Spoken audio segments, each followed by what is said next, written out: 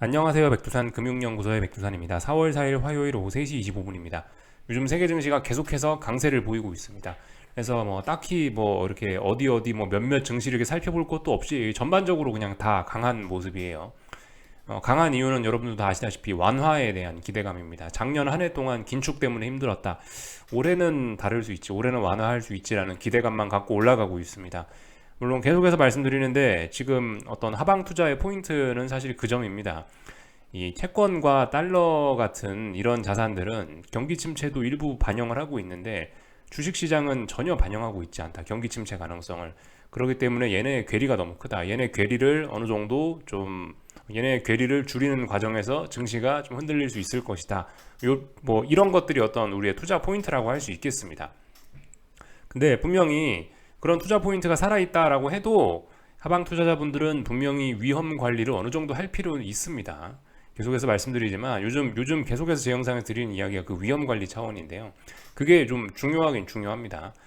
뭐 물론 이제 나는 워낙 매수 평단가가 좋기 때문에 아직도 수익이다 하시면 할 말 없습니다. 그러신 분들은 그냥 제가 그러신 분들은 아무것도 안 해도 괜찮다라고 생각을 하고요.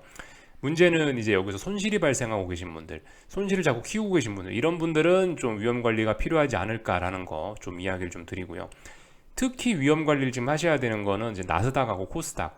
아예 상승 추세로 전환이 돼가지고 어디로도 하방 전환의 신호가 아직 보이지 않는 게 지금이기 때문에 나스닥, 코스닥 같이 이렇게 완전 상승 추세로 전환돼서 더 이상 이제 위쪽에 의미 있는 저항을 찾아보기 어려운 그런 경우는 이제 무조건 좀 위험 관리를 강하게 하셔야 된다라고 강하게 그렇게 좀 이야기를 말씀드리고 있습니다. 물론 본인의 선택이에요. 여러분들의 계좌이기 때문에 뭐 제가 샀다 팔았다 뭐 사라 팔아라 뭐 이렇게 이야기를 할 수가 없는 거긴 한데 하여튼 본인이 스스로 한번 잘 생각을 해보시면 좋을 것 같습니다. 무작정 버티기 작전. 나는 지금 손해가 깔려 있지만 네가 이야기하지 않았냐. 경기 침체 우려 반영을 해야지. 그래서 나는 홀딩한다. 그런 식으로 무작정 홀딩 사실 할 수도 있습니다. 근데 그런 거는 아무리 생각해도 저는 좋은 아이디어 같지는 않다라고 생각해요. 말씀드렸다시피 일단 살아남는 게 중요하다라고요. 그죠? 살아남아야 다음번에 또 어떤 기회가 왔을 때 잡을 수가 있는 거고 그렇기 때문에 일단 살아남는 거 중요하다라는 말씀 드리고요. 그리고 이 무작정 버티면은 안 되는 이유 중에 또 하나가 이게 그러면 이제 안 좋은 투자 습관이 생길 수가 있다라는 거예요. 안 좋은 투자 습관. 이게 내가 지금 이번에 한 건에 투자를 해서 그러니까 이번에 하는 지금 이 투자 한 건을 끝으로 해서 난 앞으로 평생 투자 안 할 거다. 이게 아니잖아요. 그죠? 다들 앞으로 투자를 마라톤처럼 평생 해가실 분들입니다. 근데 여기서 뭐 무작정 버티기를 한다. 이거는 좋지 않은 투자 습관만 만드는 거. 그죠? 이렇게 해서 이번엔 운 좋게 돈을 벌 수 있을지 모르겠으나 다음번에 무작정 버티기 이런 안 좋은 습관이 들었는데 이 방법으로 계속해서 내가 살아나갈 수 있을 것인가 이 시장에서 그런 부분을 좀 생각을 해봐야 돼요. 우리는 앞으로 평생 계속 투자를 해 나가야 되고 이게 마라톤 같은 그런 거기 때문에 이 투자 습관을 좋게 갖고 가는 게 중요하다. 투자 습관을 좋게 갖고 가는 측면에서 또 그리고 다음번에도 좋은 투자를 우리가 계속해서 해 나가기 위해서는 지금 이런 상황에서 어려움을 겪었을 때 한번 뭐 손절을 해주거나 위험 관리를 하는 게 굉장히 중요하다. 그런 차원에서 투자 습관을 좋게 만드는 차원에서 필요하다. 이런 이야기를 좀 꼭 좀 드리고 싶습니다. 이번에만 하고 말 건 아니잖아요. 그죠? 다음에 또 할 거니까 투자 습관. 하여튼 손절, 뭐 위험 관리 이게 사실 가장 어렵긴 합니다. 가장 어려운 게 그거라고 생각해요. 왜냐면은 어떤 뭐 손해를 끊어내는 거 혹은 하여튼 포지션 청산하는 이런 거는 기본적으로 일단 좀 정말 받아들이는 거. 내가 옛날에 했던 판단이 잘못됐었구나라는 걸 인정하고 받아들이는 좀 그런 게 있기 때문에 굉장히 어려운 거긴 합니다. 나 자신을 객관적으로 봐야만 사실 뭐 손절이고 뭐고 이런 위험 관리고 뭐고 이런 걸 좀 할 수 있기 때문에 굉장히 어려운 측면이 있긴 한데요. 근데 그거를 한 번은 좀 해보시는 게 좋긴 합니다. 예. 그래서 좀 이야기가 좀 길었네요. 여기까지만 이야기하겠습니다. 맨날 이야기하던 거니까 여기까지만 이야기하고 오늘 있었던 일들 뭐 간단하게 살펴보자면은 뭐 다 같이 뭐 지금 전반적으로 세계 증시 다 강세를 보이고 있어서 딱히 뭐 할 말은 없습니다. 지금 상황에서 생각에 중요하게 봐야 되는 거는 중요한 자리에 있는 뭐 독일 증시의 싸움 정도 이런 거를 보시면 좋을 것 같아요. 나머지는 대부분 다 특별한 일 없습니다. 독일 증시는 보시면은 이제 여기가 전고점인데요. 이제 오늘 밤에 이 전고점을 넘어가면은 레벨업이 되면서 또다시 추가로 상승 목표치가 이 진짜 전고점까지, 진짜 전고점 여기 있는 이 자리까지 확 열려버리는 거기 때문에 조금 크게 보겠습니다. 지금 이 자리까지 목표치가 크게 열려버리는 거기 때문에 여기까지 지금 오늘 독일 증시의 이런 전고점 싸움 이런 거는 굉장히 좀 중요하다라고 말씀드릴 수 있겠습니다. 그래서 오늘 증시에서 잘 볼 점은 제 생각에 이런 점들. 나머지는 다 특별한 뭐 중요한 그런 건 없는 것 같아요. S&P가 조금 좀 중요한 자리까지 올라오긴 했네요. 그죠? 미국 S&P 지수 여기가 이제 본격적으로 이제 이 자리 정도가 한 4150에서 한 4200 정도까지 한 50포인트 정도 내외가 이제 무거운 어떤 매물대라고 생각하시면 되는데, 이제 S&P가 매물대에 도달했다라는 거, 이 싸움도 조금 중요할 것 같긴 합니다.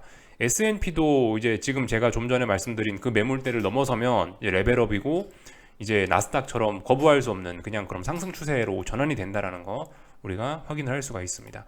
그 정도 보시면 될 거고, 뭐 나머지는 그렇게 지금 특별히 기술적으로 의미가 있는 그런 세계 증시는 뭐 딱히 보이지는 않습니다. 이 정도를 말씀드리면 될 것 같고요. 오늘 있었던 이슈 뭐 하나 좀 보자면은 요거 정도 볼 수 있을 것 같습니다. 캐나다에 이어서 호주도 기준금리를 오늘 동결했다라는 거 좀 뉴스 하나 보시면 될 거예요. 이 동결의 이유 혹은 어떤 뭐 금리 인하나 동결 이런 거의 이유가 뭐겠습니까? 이거 잘 봐야 돼요. 경제 불확실성이 크기 때문에 동결을 한다. 그러니까 이게 동결이라는 게 이 지금 아무리 우리가 그러니까 아무리 인플레가 심하다 해도, 그러니까 지금 상황에서 동결하고 이런 게 사실은 호재는 아닌데 경제 불확실성 때문에 동결을 하는 건데, 이 주식시장은 분명히 경제 불확실성 때문에라는 이 부분은 분명히 지금 계속 무시하는 그런 모습들이 나타나고 있는 겁니다. 여기서도 이런 모습을 좀 우리가 볼 수 있고요.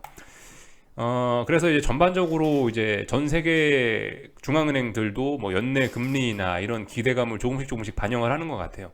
지금 연준만 아니라 그러고 있는 것 같습니다. 연준하고 유로존 정도? 유로존은 정말 CPI가 아직도 막 높게 나오고 있죠. 월 CPI 증가율이 막 1%가 넘어가기 때문에 지금 인플레 때문에 심각한 건 유로존하고 미국 정도가 되겠는데, 유로존하고 미국은 연내 금리는 없다라고 지금 계속해서 지금 주장을 하고 있는 그런 상황인데요. 근데 사실상 이제 연준하고 ECB 그 사람들만 지금 연내 금리는 없다라고 좀 이렇게 뻗팅기고 있는 듯한 그런 느낌이고, 지금 보시면 다른 나라 은행들, 뭐 캐나다, 호주, 아마 한국도 그럴 겁니다. 다른 나라의 은행들은, 다른 선진국 은행들, 뭐 다른 신흥국 은행들, 혹은 이제 채권 투자자들, 혹은 달러 투자자들까지, 그리고 주식시장 투자자들까지 연내 금리나 기대감은 근데 슬슬 이렇게 그런 걸 일단 슬슬 반영을 하고 있긴 있는 거죠. 연준하고 ECB만 빼고 모두 금리 인하를 기대를 하고 있다, 혹은 금리 동결을 기대하고 있다라는 거, 재밌는 상황입니다. 연준하고 ECB만 아니라고 하고 있습니다. 그런 모습이 이어지고 있고요. 참고로 이제 이렇게 금리를 슬슬 동결한다라는 게 나타나는 거는 이제 우리가 이런 걸 좀 볼 수가 있겠는데, 이게 이제 지금까지 연준의 어떤 기준금리를 보여주는 데이터인데요. 기준금리인데 조금 의미 있게 볼 만한 자리가 뭐 사실상 2000년대쯤부터 해서 보면 되겠죠. 잘 보시면은 항상 그런 특징이 있어요. 연준이 금리를 쭉 올리다가 금리를 동결하는 순간, 그때가 제일 위험합니다. 그죠? 금리를 동결하고 조금 있다가 항상 위기가 왔어요. 여기도 그랬고, 여기도 동결하다가 무너졌고, 여기도 동결하다가 무너졌고, 이번엔 다를 수 있을까요? 그죠? 네, 이런 점들 우리가 좀 생각을 해봐야 되겠다. 다 같이 이 금리 인하, 뭐 동결 이런 걸 생각하고 있는데, 이런 때가 위험할 수 있다. 금리 인상 후반기가 가장 위험하다라는 거 좀 생각을 해봐야 되긴 하겠습니다. 물론 뭐 약간 반응은 좀 다를 수도 있어요. 왜냐면은 애초에 금리 인상 타이밍이 이번엔 너무 많이 늦어버렸기 때문에 지금 어떤 이 주식시장의 반응이나 이런 것들이 예전과 조금씩은 차이가 있을 수도 있긴 있습니다. 그죠? 아시다시피 파월 의장이 작년인가 그 예전부터 인플레가 일시적이네 그런 이상한 소리를 해가지고 금리 인상 타이밍을 굉장히 많이 그 좀 늦어지게 했어요. 금리 인상 타이밍이 굉장히 뒤로 밀렸다라는 거죠. 그것 때문에 지금 시장 반응이 조금 이상하긴 하나, 근데 아무튼 중요한 건 이제 어쨌든 간 금리 인상 후반전이다. 금리 인상 후반전에 이 뒤에 있는 여기 회색으로 칠해놓은 이런 부분을 좀 우린 주의해야 된다라는 거. 여기서 또다시 회색이 나타날 수도 있지 않겠냐. 우리 그런 부분을 좀 생각해 볼 수가 있겠죠. 네. 연준의 기준금리 역사적인 흐름입니다. 요게 그렇고요. 그래서 오늘 이제 한국 증시 뭐 기술적인 이야기 조금 하고 뭐 미국 증시 좀 보고 그러고 마치겠습니다. 오늘 뭐 특별히 할 말 없어요. 증시는요. 코스피 잘 올라가고 있고요. 코스닥 잘 올라가고 있고요. 증시는 계속해서 강합니다. 그러니까 물론 코스피는 아래쪽으로 베팅할 만한 근거는 있으나 일단 계속 위쪽으로 올라가고 있기 때문에 조금 좀 더 계속 아무것도 안 하시는 게 좋을 것 같고, 하여튼 주식 투자자분들도 지금 좀 주의를 좀 하시는 게 맞긴 맞는 거고, 왜냐면 위쪽에 저항이 있기 때문에. 뭐 코스닥 투자자분들은 그냥 두 발 뻗고 그냥 편안하게 그냥 들고 가셔도 괜찮을 것 같긴 합니다. 지금 상황은요. 그래서 뭐 이 정도 말씀드리면 될 것 같고, 코스피건 코스닥이건 이제 다시 한번 또 변동성을 확대시킬 수 있는 그런 때가 되긴 된 것 같아요. 그러니까 뭐다? 내일은 급등도 가능하다. 가야 될 자리다. 이런 거를 좀 이야기해 드릴 수 있을 것 같습니다. 코스피 단기적인 흐름에서 보면 3월 31일 날 급등하고 나서 이 급등에 대한 피로감을 지난 2거래일 동안 푼 거예요. 오늘하고 어제까지 해서 급등에 대한 피로감을 푼 거예요. 그렇다면 이제 급등에 대한 피로감은 다 풀었으니까 내일은 달려야 됩니다. 내일부터는 변동성을 확대시키고 더 위쪽으로 올라가 주는 게 자연스러운 날이 될 거예요. 코스닥도 보시면 이제 지난번에 막 급등해 놓고 변동성을 지금 최근 4거래일 동안 죽이는 모습인데 이제 한 번쯤 달릴 때가 됐습니다. 이제 이 힘을 한번 지금까지 변동성 축소하면서 잘 힘을 아껴 왔으니까 한 번쯤 터트릴 때가 됐죠. 위쪽으로 아래쪽이 아니고 위쪽으로 터트릴 때가 된 거죠. 그래서 다 같이 지금 폭쪽을 터트릴 준비들을 하고 있다. 한국 증시는요. 다시 한번 말씀드렸다시피 이 타이밍이 중요합니다. 뭐든지 가야 될 때 못 가면 또 반대로 갈 수도 있다는 거 생각해 보셔야 되겠고, 하여튼 지금은 일단 또다시 급등 한번 할 수도 있는 그런 타이밍이다. 아래쪽으로 보기는 굉장히 위험할 수 있다. 이렇게 말씀드리면 될 것 같고요. 이게 옵션을 봐도 똑같이 해석이 됩니다. 그죠? 콜옵션 봐도, 그죠? 어디서 많이 봤던 정배열로 정확하게 전환되는 그런 모습이잖아요. 그죠? 급등했다가 급등에 대한 피로감 풀고 정배열로 올라갈 수도 있는 뭐 그런 그림입니다. 정배열 초반 자리. 풋옵션은 단기낙 폭과대 이런 이야기 하면서 매수 잡기 개인들이 참 좋은 자리긴 한데, 옵션에서는 뭐 보시다시피 단기낙 폭과되고 이런 게 뭐 잘 통하지는 않는 뭐 그런 모습이 좀 있긴 하네요. 하여튼 끝까지 죽어야 될 것 같습니다. 보니까 풋옵션에는 풋옵션들은 좀 힘든 시간이 더 좀 필요하지 않을까 싶기도 합니다. 변동성 지수도 계속해서 그래서 폭락을 하고 있고요. 하여튼 근데 이렇게 죽으면 후환을 그 변동성 지수와 풋옵션이 이렇게 이렇게 한 맺힌 폭락을 보이면은 좀 반발이 좀 있을 수 있겠죠, 그죠? 나중에 반발 이야기는 하는 거고, 근데 지금은 죽고 있다. 지금은 변동성 지수하고 풋옵션이 아주 그냥 한이 그득그득 쌓여 있지만 어쨌든 계속해서 죽고 있다라는 거 생각해 보시면 되겠습니다. 뭐 이 정도 봤으면 됐고요. 특별히 할 말 없고요. 원달러 환율 뭐 잘 올라가고 있습니다. 그래서 오늘은 뭐 보시다시피 하방 경직성 강화. 원달러 환율은 급등에 대한 피로감을 다시 한번 소화한 이런 모습입니다. 그래서 잘 올라가고 있다 보시면 되겠습니다. 조금 하락했지만 여러분들 이 정도 하락한 거를 뭐 하락의 의미를 강하게 부여할 수 있습니까? 없죠. 오히려 2거래일 동안 여기 지난번 1308원이 중요한 저항이었단 말이죠. 물론 지금 다 매물대예요. 원달러 환율은 여기서부터 여기까지 다 매물대지만, 워낙 무거운 매물대지만 그 중에서도 뭐 특별히 뭐 어디 자리가 있다라고 한다면 여기 이 정도 자리가 되겠습니다. 이 정도 자리. 왜 여기 이 정도 자리가 중요하냐? 지난번에 하나, 둘, 셋, 넷 4거래일 동안 지지력 확보해 놓고 이 상승을 해줬어야 되는 날에 위쪽으로, 근데 대폭락을 했단 말이죠. 그래서 이 자리가 이제 무거운 기술적인 저항 자리가 됐는데, 이 저항 자리를 이번에 2거래일 동안 지지력을 확보하면서 이렇게 돌파한착 해줬기 때문에 이제 어느 정도 좀 지지력은 확보했고, 이 공교롭게도 원달러 환율도 좀 이제 달릴 수 있는 어느 정도 준비가 좀 되어 있다, 이렇게 볼 수가 있겠습니다. 달러 들고 계신 분들은 계속 홀딩 하시면 되겠습니다. 참 재밌는 세상이 어떻게 이렇게 되나. 주식하고 달러가 같이 올라가고 있습니다. 이게 참 어떻게 되는지 모르겠지만 하여튼 중요한 건 달러 계속 들고 가면 된다, 그죠? 달러 추가 매수를 할 구간은 아닙니다, 솔직히, 그죠? 왜냐하면 말씀드렸다시피 박스권 상단 어떤 중요한 저항이 있기 때문에 넘어가면 레벨업이다 그러고 달러를 사면 되지만, 여기에 있는데 지금 가장 무거운 저항인데 여기서 달러를 사는 거는 그건 좀 오답에 가깝겠죠, 그죠?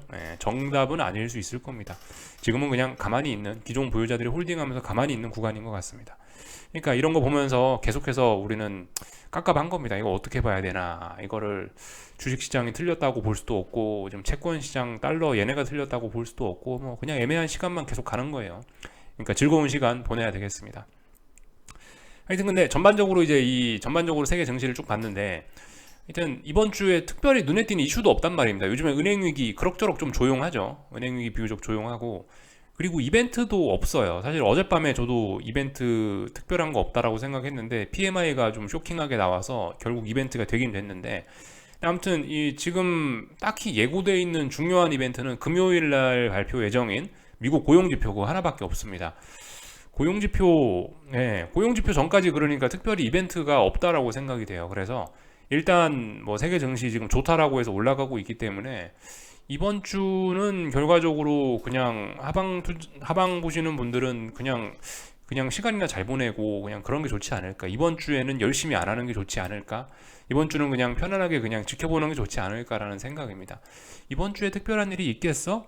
무슨 일이 있으면 뭐 금요일 날에 고용지표 확인하고 그 다음날 월요일 날 움직이거나 하겠지라는 생각을 좀 하고 있어요. 그래서 이런 말씀을 좀 드렸고요. 참 코스닥 이야기 조금만 더 하고 미국 증시 볼게요. 코스닥은 오늘 보시면은 2차 전지들이 좀 서운했고요. 여기 보시면 코스닥에서 제약업종하고 기타 서비스. 그러니까 제약바이오가 오늘 시장을 좀 코스닥 시장을 좀 끌고 올라갔다라고 보실 수가 있겠습니다. 그렇게 해석할 수 있을 것 같아요. 보시면 뭐 반도체, IT 하드웨어 뭐 이런 것들은 마이너스 2%고 제약바이오가 4%, 기타 서비스에 제약바이오도 많이 포함되어 있거든요. 안 보이구나. 네. 이게 이제 코스닥 주요 업종들 제가 모아놓은 건데 업종 지수를 보시면 제약하고 기타 서비스만 많이 4% 가까이 급등했다라고요. 결과적으로 2차 전지가 쉬어가고 제약바이오가 그 뒤를 이어서 오늘 하루 이렇게 좀 시장을 하방 경직성을 만드는데 힘을 보탰습니다. 그러니까 이런 모습을 보면은 약간 지금 순환매가 도는 게 아니냐 싶긴 합니다. 근데 이제 이 지수가 계속해서 이제 올라가야 이제 순환매라는 이야기를 할 수 있을 거고 여기서 이제 까딱 잘못해서 이제 시장이 꺾여버리면은 이제 순환매가 아니고 그냥 다 같이 죽을 수도 있죠, 그죠? 2차 전지도 죽고 뭐 제약바이오도 죽고 다 같이 죽을 수도 있는 거고 지수가 그나마 이렇게 계속 올라가면은 2차 전지도 조금 좀 충격 없이 조정 마무리할 수 있고 제약바이오도 그 와중에 조금 좀 올라오면서 이렇게 또 순환매에 또 도움을 줄 수도 있고 그러니까 지금 상황에서 순환매로 갈지 아니면은 그냥 이제 뭐 어떻게 될지는 아직까지 알 수가 없는 근데 일단 오늘 모습은 일단 뭐 순환매의 모습이긴 한 것 같습니다. 2차 전지들 보시면은 이런 모습들 보였다. 에코프로 BM, 에코프로 이런 친구들, 에코프로 친구들이 지금 가야 될 때 못 가고 있다라는 걸 일단 볼 수가 있겠고요. 물론 이게 워낙 지금 추세적으로 강하고 이런 상황이라 이 정도로 했다고 해서 이제 뭐 아래쪽으로 꺾였다 이런 이야기를 하긴 좀 뭐한데요. 지금 일단은 분명히 근데 가야 될 때 못 가고 있긴 해요. 가야 될 때 못 가고 있긴 합니다. 예를 들면 지금 이제 에코프로 BM은 요렇게 박스를 볼 수가 있을 텐데요. 요 정도 가격대 박스 하나, 요 정도 가격대 박스 하나 볼 수 있겠는데 일단 하여튼 위쪽으로 올라가야 될 때 지금 자꾸 못 올라가고 있는 건 부담입니다. 그래서 위쪽에 저항이 누적되고 있죠. 에코프로 BM은 한 22만원, 23만원 요 사이에 지금 저항이 일주일 넘게 누적이 되고 있는 건 사실이고 이제 여기서 이 박스와 박스 사이에 어딘가 지지선이 있죠. 그 자리를 이제 붕괴시키게 되면 그 자리가 한 21만원 중반 정도 되는 21만 5천원 이 정도쯤 되는데 그 자리 붕괴되면 이제 박스권 하단 이제 그 밑에 있는 박스로 레벨 다운이 되겠죠. 그렇게 되면 이제 아래쪽으로 더욱 강하게 볼 수 있는 거고 아래쪽으로 베팅은 할 수 있는데 아직까지는 좀 베팅의 근거는 좀 약하다 뭐 이 정도 저항이 누적되고는 있네요. 그죠? 저항이 누적되고는 있어요. 예. 여기서 또 한 번 얘네가 근데 급등할 수도 있고 지금은 어떻게 될지 지금까지는 뭐 일단 알 수는 없습니다. 만약에 이제 여기서 또 다시 뭐 나스닥이 또 급등을 하고 어떻게 하면은 얘네들도 또 다시 2차 전지 한 번 더 폭발할 수도 있는 거예요. 아직 2차 전지 얘네들은 완전히 시세가 죽었다라고 하기는 좀 굉장히 부담스럽긴 합니다. 그래서 좀 하방을 할 수 있는 근거들이 있긴 있는데 위쪽에 일주일 동안 저항 누적시켰다. 에코프로가 그 에코프로도 일주일 동안 50만 원을 못 넘고 있다.